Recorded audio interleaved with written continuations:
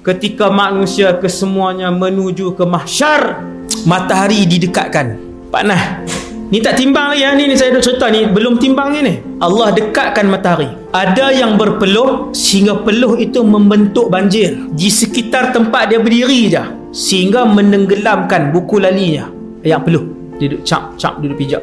Ada orang yang berpeluh, hadis, sehingga membentuk banjir di tempat dia berdiri saja, sehingga mencecah lututnya. Ada orang berpeluh panas sehingga membentuk banjir ataupun peluh itu menenggelamkan lehernya, bahu.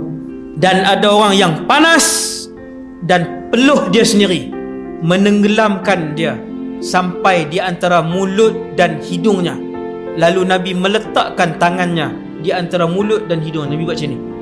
Macam ni. Peluh tu duduk macam ni. Begitu. Dan ada orang, kata Rasulullah, yang berenang-renang di dalam peluhnya sendiri. Panas terlampau. Siksa tuan-tuan. Siksa. 30 tahun kau ustaz? Tadi mukadimah saya abang dah.